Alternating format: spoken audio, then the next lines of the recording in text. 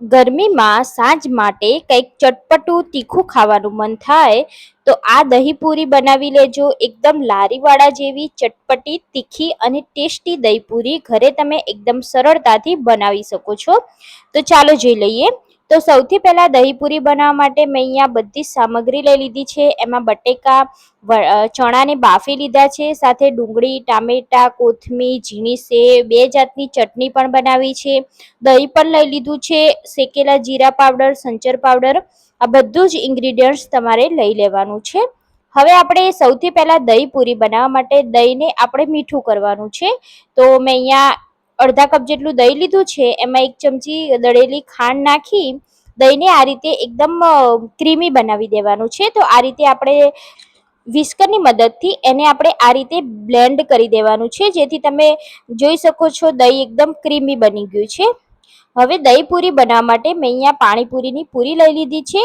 એ આપણે અહીંયા પ્લેટમાં રાખી દેવાની છે. તો જ્યારે પણ દહીં પૂરી ખાવાની હોય, સર્વ કરવાની હોય ત્યારે પ્લેટ તૈયાર કરવાની. જો અગાઉથી આ પ્લેટ તૈયાર નથી કરવાની, નહીં તો એ ઢીલી થઈ જશે, પોચી થઈ જશે.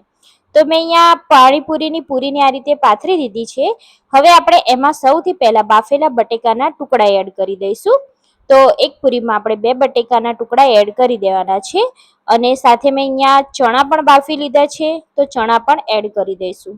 તો તમારી પાસે ડાયરેક્ટ પકોડીનો મસાલો હોય, જેમ કે બટેકા અને ચણાનો મિક્સ મસાલો, તો તમે એ ડાયરેક્ટ મસાલો પણ એડ કરી શકો છો. મેં અહીંયા અલગ અલગ એડ કર્યું છે. હવે આપણે એમાં આ રીતે 2 ચણા પણ નાખી દઈશું. તો પૂરી બનાવવામાં મહેનત વધારે લાગે છે, પણ ખાવામાં બહુ જ ટેસ્ટી લાગે છે. જો તમે આ રીતે બનાવશો ને તો તમારી આ દહીં પૂરી એકદમ પાણીપુરીના લારીવાળાઓ જેવી જ બનશે, એકદમ ટેસ્ટી બનશે. તો મેં અહીંયા બધા જ પૂરીમાં ચણા સરસ રીતે પાથરી દીધા છે. હવે આપણે એમાં થોડો સંચર પાવડર એડ કરીશું, જેથી આપણે ચણા અને બટેકામાં જે ફીકો સ્વાદ હોય તે બધો જતો રહેશે અને ટેસ્ટી લાગશે. હવે આપણે એમાં એડ કરીશું સમારેલી એકદમ ઝીણી ડુંગળી. તો ડુંગળી પસંદ ના હોય તો તમે સ્કીપ કરી શકો છો, પણ જ્યારે પણ તમે બહારની પાણીપુરી કે પછી દહીં પૂરી ખાતા હોય, મસાલા પૂરી, તો એમાં ડુંગળીનો ભરપૂર પ્રમાણમાં ઉપયોગ થાય છે, જેથી ખાવામાં આપણને વધારે ટેસ્ટી લાગે છે. તો બધી જ પૂરીમાં આપણે ડુંગળી એડ કરી દીધી છે. હવે આવશે ટમેટા. તો મેં અહીંયા ટમેટાને પણ ઝીણા સમારી દીધા છે. તો એ પણ આપણે થોડા થોડા કરી અને આ રીતે એડ કરી દેવાના છે.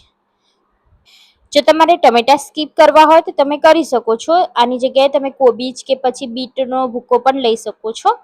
તો ટમેટા બધા જ આપણે મસ્ત રીતે આ રીતે ગોઠવી દીધા છે.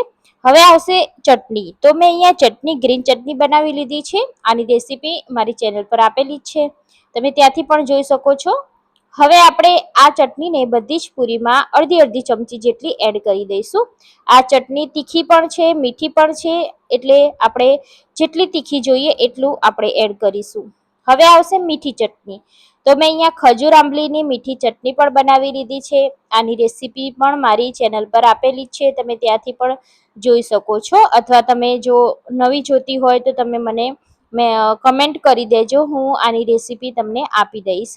તો અહીંયા આપણે ભરપૂર પ્રમાણમાં મીઠી ચટણી એડ કરીશું. જો તમને વધારે પસંદ હોય તો વધારે એડ કરવાની. હવે આવશે દહીં. તો આપણે દહીં એકદમ ભરપૂર પ્રમાણમાં એડ કરવાનું છે, જેથી દહીં પૂરી ખાતા હોય એવો અસલી ટેસ્ટ આવે અને ખાવામાં પણ મજા આવે. જો દહીં વધારે પડતું હશે તો દહીં પૂરી ખાવાની ખૂબ જ મજા આવે છે, એટલે દહીંને આપણે ભરપૂર પ્રમાણમાં એડ કરવાનું છે. તો મેં અહીંયા એક પૂરીમાં 2 ચમચી જેટલું દહીં એડ કરી દીધું છે. મેં પહેલા જ કીધું કે જ્યારે સર્વ કરવાની હોય ત્યારે જ આ પૂરી બનાવવાની, જેથી એ ઢીલી ના થઈ જાય. તો ઉપરથી તમને લાગે કે મસાલો ખૂટે છે તો તમારે થોડો એડ કરી અને એડજસ્ટ કરી લેવાનો. મેં અહીંયા બધા જ મસાલા એડ કર્યા છે. આના ઉપર તમે લાલ મરચું પણ એડ કરી શકો છો, ચાટ મસાલો, આમચૂર પાવડર, જે બી તમને યોગ્ય લાગે એ તમે બધું આમાં નાખી શકો છો. હવે આવશે એમાં આપણે એકદમ ઝીણી સેવ આવે છે એ એડ કરવાની છે. આનાથી દહીં પૂરી ખાવાની ખૂબ જ મજા આવે છે, ટેસ્ટી પણ લાગે છે અને ક્રન્ચી પણ લાગે છે. એટલે દહીં પૂરીમાં આપણે આ સેવ જરૂરથી એડ કરીશું. અને એકદમ ભરપૂર પ્રમાણમાં એડ કરીશું. ઘણા લોકો ખાલી સેવ પૂરીમાં જ આ સેવ એડ કરતા હોય છે, પણ એકવાર તમે દહીં પૂરીમાં આ સેવ એડ કરી અને જોજો, એટલી ટેસ્ટી લાગશે ને કે તમે બીજી વાર બનાવશો તો સૌથી પહેલા આ સેવ જ એડ કરશો. તો અહીંયા સેવ બધી જ મેં આ રીતે એડ કરી દીધી છે. લાસ્ટમાં આવશે આપણે આના ઉપર કોથમીરના પાન એડ કરીશું. પછી એના ઉપર આપણે થોડો જે શેકેલા જીરાનો પાવડર છે એ એડ કરવાનું છે. શેકેલા જીરાનો પાવડર સ્પેશિયલી એડ કરવાનો, જેનાથી આ દહીંપૂરીનો ટેસ્ટ 100 ગણો વધી જાય છે અને એટલું ટેસ્ટી એ પાવડર લાગે છે કે શું કહું તમને, એટલું ટેસ્ટી લાગે છે. તો જરૂરથી એડ કરજો. કે અહીંયા આપણી દહીંપૂરી બનીને તૈયાર છે. જોતા જ ખાવાનું મન થઈ જાય એવી મસ્ત, એવી ટેસ્ટી, તીખી, ચટપટી, રસીલી આપણી દહીંપૂરી તૈયાર છે. એકવાર તમે આ રીતે બનાવી લીધી તો વારે વારે તમે આ જ રીતે બનાવશો, એટલી 100% ગેરંટી સાથે કહું છું, કેમ કે એટલી ટેસ્ટી બની છે. તો તમે પણ ફ્રેન્ડ્સ આ રેસીપી જરૂરથી ટ્રાય કરજો. તમારા ફ્રેન્ડ્સ અને ફેમિલીને આ રેસીપી શેર તો જરૂર કરી દેજો. અને તમે જો આ ચેનલ પર નવા છો તો પ્લીઝ ચેનલને સબસ્ક્રાઇબ કરવાનું ના ભૂલશો. ફરીથી આપણે આવી જ નવી રેસીપી સાથે મળીશું. ત્યાં સુધી બાય બાય, જય Shri Krishna. Thank you for watching.